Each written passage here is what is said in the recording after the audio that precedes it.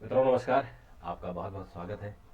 मित्रों, बड़ी अच्छी खबर आई है कि हमारा चंद्रयान 3 के लैंडर विक्रम से जो रोवर प्रज्ञान निकला है, आज उसने 8 किलोमीटर मून वॉक किया।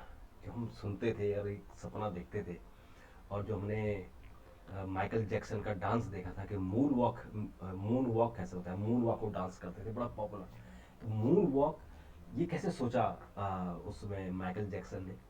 और आज हमारा रोवर मून वॉक कर रहा है। आज वो चांद पर चहलकदमी कर रहा है। 8 किलोमीटर बहुत बड़ा होता है, 8 किलोमीटर चलना। और वो रोवर जो छोटा सा एक रोवर है, हालांकि उसका वजन 26 किलो है, लेकिन ऐसी जगह जहाँ कुछ नहीं है, कोई अपना नहीं, कोई पराया नहीं, वीराने में और अकेलेपन में प्रज्ञान वहाँ घूम रहा है।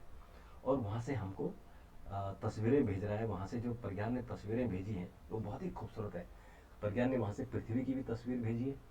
और प्रज्ञान का जो सबसे जो उसमें उपकरण लगा हुआ है, अल्फा पार्टिकल्स एक्सरे स्पेक्ट्रोमीटर, ये चांद के जो पृथ्वी है और जो चांद की सतह है, यानी जो मिट्टी है और चट्टान है, उसका पता लगा रहा है कि वो किस चीज़ की बनी है, उनका केमिकल फॉर्मेशन क्या है।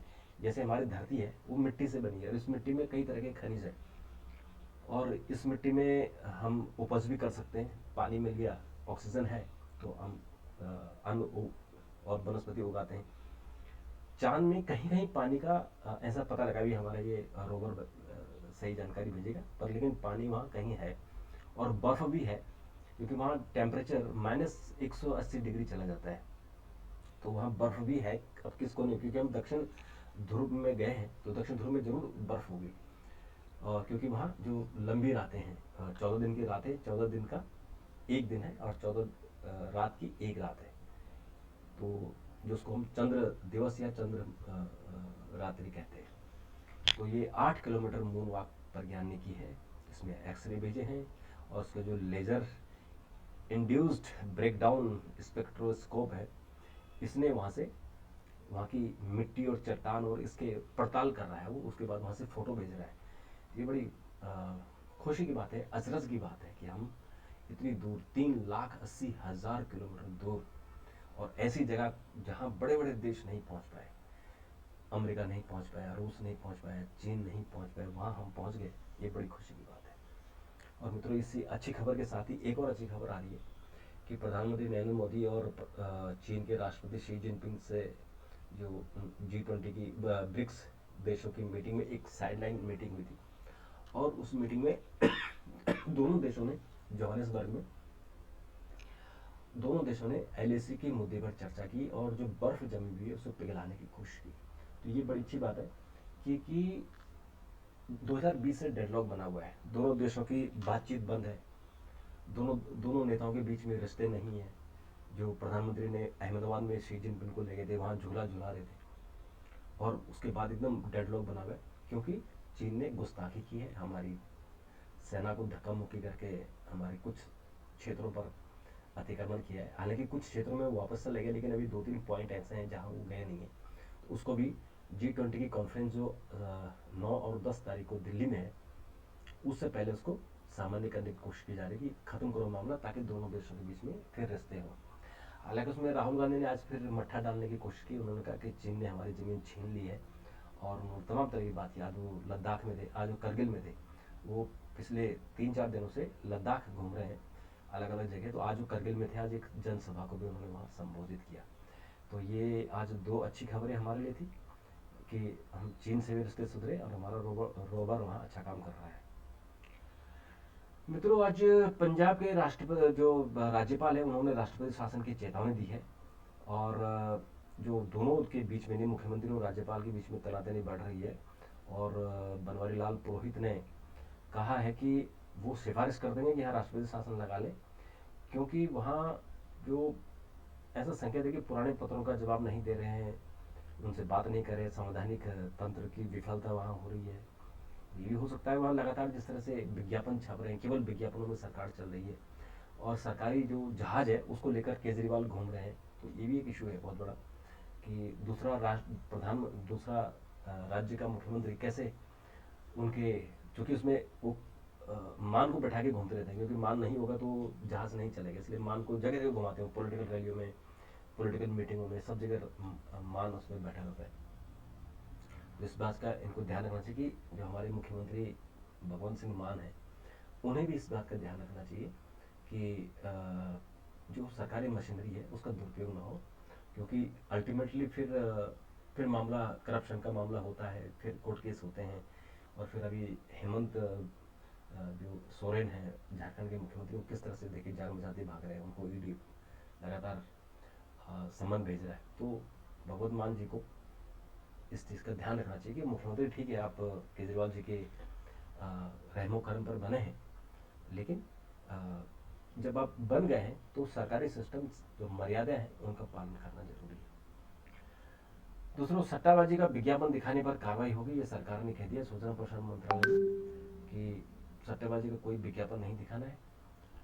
और उसके बाद केजरीवाल को आज सुप्रीम कोर्ट से राहत नहीं मिली है। मोदी का डिग्री का मामला है, जो गुजरात उच्च न्यायालय ने उनसे केजरीवाल को और जो उनके दूसरे नेता लोग हैं उनको कहा है कि आप यहाँ डिपोज हो, यानी उन अदालत के सामने पेश हो।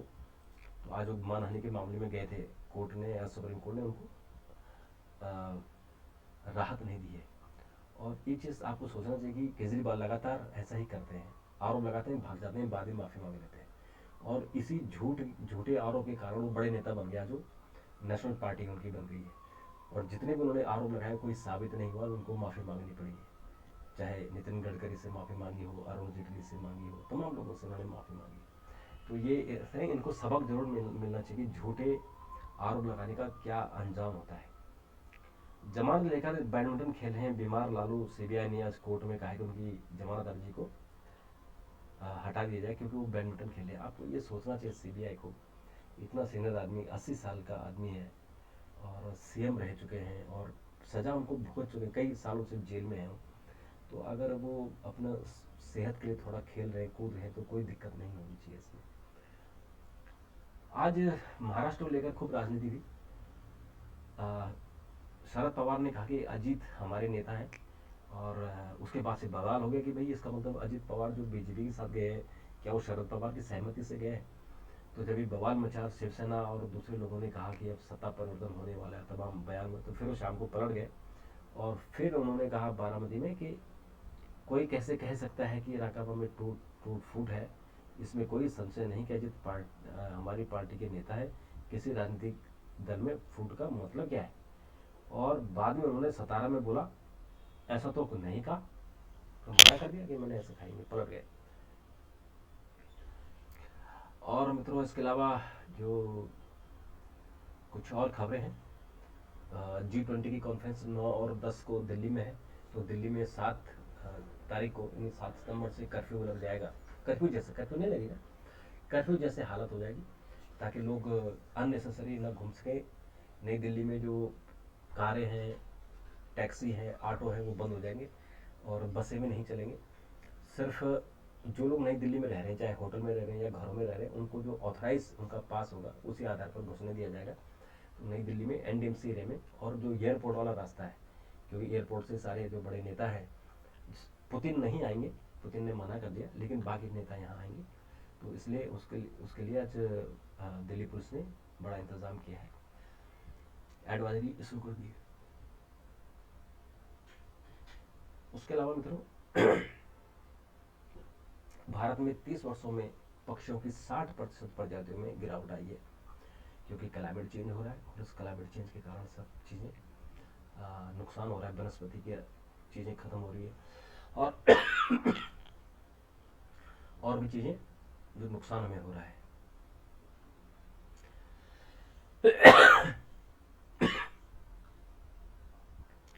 आज राहुल गांधी करगिल में थे, वहाँ रैली हुई और वहाँ उन्होंने कहा कि चीन ने हमारी जमीन पर कब्जा किया है और तमाम उन्होंने मुद्दों की बात की। उन्होंने कहा करगिल एक जगह नहीं, वीर गाथा है।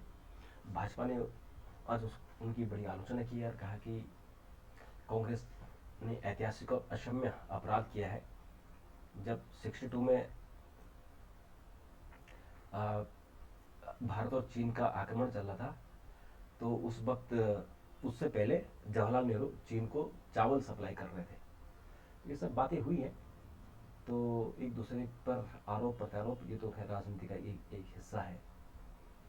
और मित्रों, इसके अलावा वर्षों से नर्व गैस, जहर और खिड़कियों से गिरने जैसी घटनाओं के शिकार बन रहे हैं क्रेमलिन के दुश्मन।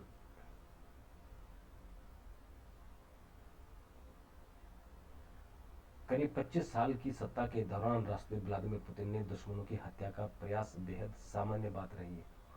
तो ये जो प्रिगोजिन की भी हत्या हुई है, हत्या नहीं, वो एक्सीडेंट में मरा है, पर ऐसा आरोप लगाया जा रहा है कि शायद वो पुतिन ने मरवाया है। लेकिन पुतिन को उसने चैलेंज भी किया था। बड़ी कमाल की बात है कि एक आदमी एक देश के राष्ट्रपति को चैलेंज कर रहा है, सेना लेके आक्रमण कर रहा है, कितनी देर आप टिकोगे।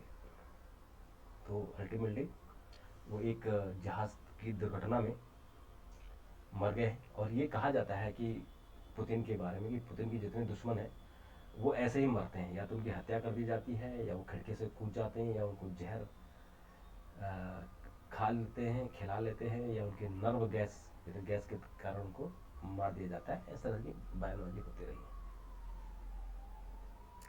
तो मोदी ने ब्रिक्स सम्मेलन में भेंट की कलाकृतियाँ। मणिपुर में धार्मिक हिंसा होने का कोई सबूत नहीं है। और आज एक और अच्छी खबर आई है कि नीरज फाइनल में पहुंच गए हैं। ओलंपिक के लिए उन्होंने क्वालिफाई कर लिया है। आज उन्होंने एथलेटिक्स में विश्व चैंपियनशिप जो हो रही है उसमें 88.77 मीटर का थ्रो फेंकर फाइनल में जगह बना ली। भारत के डीपी मनु और किशोर जैना ने भी फाइनल में जगह बनाई है। पहली बार किसी स्पर्धा में फाइनल में 3 भारतीय खिलाड़ी पहुंचेंगे। और जो प्रज्ञानानंद है, प्रज्ञानानंदा, इन्होंने शतरंज का सिरमौर बने हैं ये। और ये 18 साल के हैं। इनकी माताजी बाकू गई थी तो बड़ी खुश हुई कि हम बेटा देश का नाम रोशन करके आया है। खेल मंत्रालय ने एशियाई खेलों के लिए 634 एथलीटों को मंजूरी दी है। और ये चीन में ये एशियन गेम्स होंगे। और जकार्ता में हमारे 572 खिलाड़ी गए थे 2018 में, और अब ये सबसे बड़ा दल है 634 का। तो मित्रों, ये अच्छी खबरें हैं। और इन खबरों से कुछ खबरें अच्छी हैं और कुछ खबरें हमारे लिए सामान्य हैं। तो मित्रों, आज के लिए इतने, फिर मुलाकात होगी। तब तक के लिए नमस्कार, थैंक यू, धन्यवाद।